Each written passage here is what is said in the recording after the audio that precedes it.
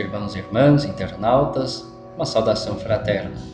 Venho apresentar a vocês aqui uma breve reflexão sobre a liturgia da palavra para este sexto domingo do tempo comum, celebrado no dia 16 de fevereiro.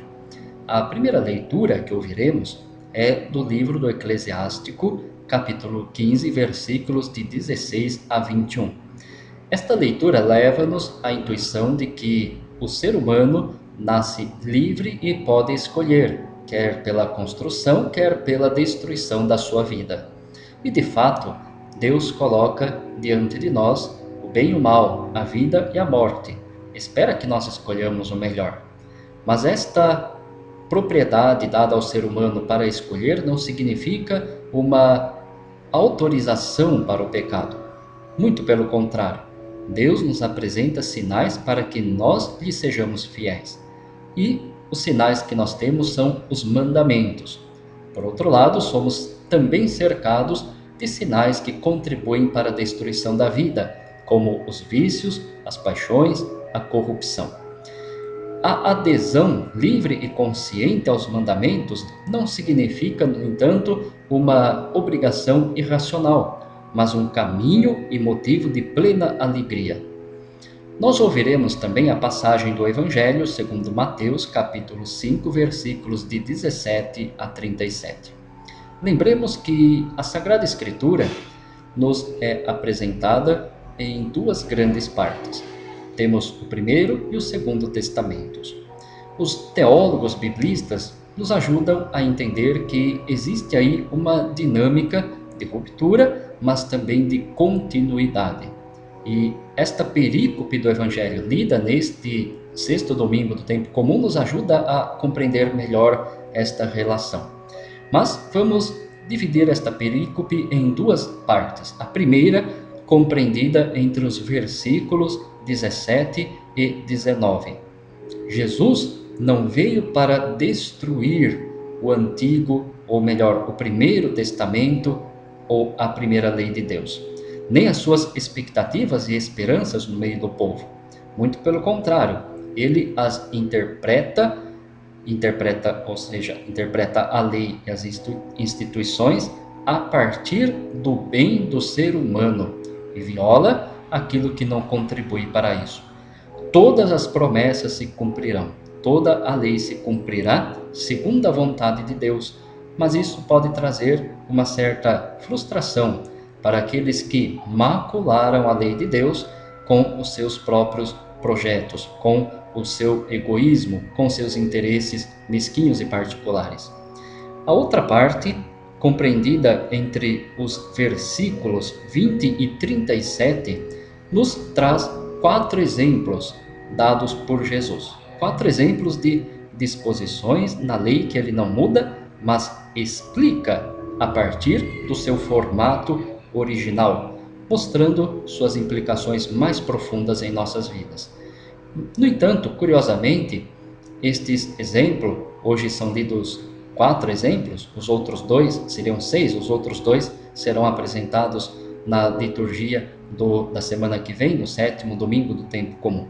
Mas eles são introduzidos com as seguintes palavras de Jesus: Vós ouvistes o que foi dito aos antigos, mas agora eu vos digo. A partir de Jesus existe, portanto, uma novidade. E a grande novidade é a purificação da lei para que ela se cumpra segundo o desígnio do Pai. Vamos aos exemplos. O primeiro refere-se ao mandamento não matarás. Não matar sem exceção. Não existem exceções para este mandamento. Não matar no sentido amplo da palavra, ou seja, pode ser que nós não tenhamos matado alguém no corpo. No entanto, quando excluímos, exploramos, difamamos, ofendemos, quando nos enchemos de ira, é como se nós tivéssemos matado as pessoas em nosso coração, como se essas pessoas já estivessem para nós mortas. Segundo é a respeito do adultério. Nós somos chamados à fidelidade em todos os sentidos e em todas as escolhas da nossa vida. Mas hoje, pela cultura que nos envolve, somos facilmente levados pelos próprios instintos, o que pode ser causa de sofrimentos para nós ou para os outros. O terceiro exemplo é em relação ao divórcio. E Jesus recupera aqui o sentido original da união entre o homem e a mulher. O homem e a mulher que, unindo-se segundo o plano de Deus, constituem assim um matrimônio indissolúvel.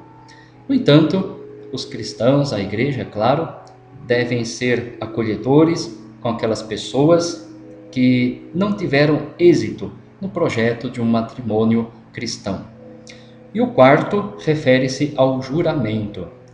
Jesus orienta os seus discípulos a não jurarem em hipótese alguma, porque as relações entre os cristãos devem ser marcadas pelo amor, pela gratuidade, pela confiança acima de tudo, jamais pela desconfiança, pela cobrança. E assim, amados irmãos e irmãs, ouviremos também a segunda leitura da primeira carta de São Paulo aos Coríntios, capítulo 2, versículos de 6 a 10. Por esta carta, Paulo quer que a comunidade deixe-se conduzir pela sabedoria de Deus. Na semana passada nós vimos que Paulo dizia: não veio com sabedoria humana, mas veio pregar com a sabedoria de Deus. E é isto que ele deseja.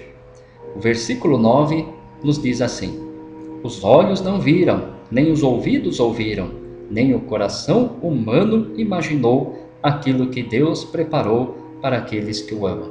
De fato, ao longo da história, Deus nos revela o seu desígnio de amor, o seu plano de amor. O que outrora estava escondido, agora é revelado à humanidade.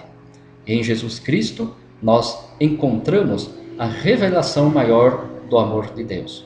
Cristo é, por assim dizer, não apenas aquele que revela, mas a própria revelação de Deus. Ele é o recado, ele é o que Deus queria dizer para toda a humanidade. E nós podemos assim ser agraciados, porque Deus nos ama, porque Deus nos dá o seu amor, ele revela o seu plano e faz-nos participantes deste mesmo plano. Queridos e amados irmãos e irmãs, permitam-me, neste momento, apresentar alguns comunicados da comunidade. Eu lembro que na próxima terça-feira, dia 18 de fevereiro, nós teremos a Santa Missa na comunidade Santos Arcanjos, no bairro Recanto das Águas. A Santa Missa às 20 horas ou 8 horas da noite. Na quarta-feira, teremos a Santa Missa na comunidade urbana São José, no bairro do Baguá, também às 20 horas. Estão abertas as inscrições para o encontro de noivos preparatório ao sacramento do matrimônio. Então, casais de noivos, namorados, que pretendam se casar, mesmo que ainda não tenham reservado uma data para o casamento, já podem frequentar o encontro de noivos, que acontecerá nos dias 8 e 9 de março. As inscrições e maiores informações podem ser obtidas na Secretaria Paroquial pelo telefone 3872-1244. Eu lembro que todas as quintas-feiras, na nossa Igreja Matriz, Santa Gertrudes, aqui em Cosmópolis, são dias dedicados à espiritualidade eucarística. Então, logo pela manhã, às 8h30, temos a oração das laudes com a exposição do Santíssimo Sacramento.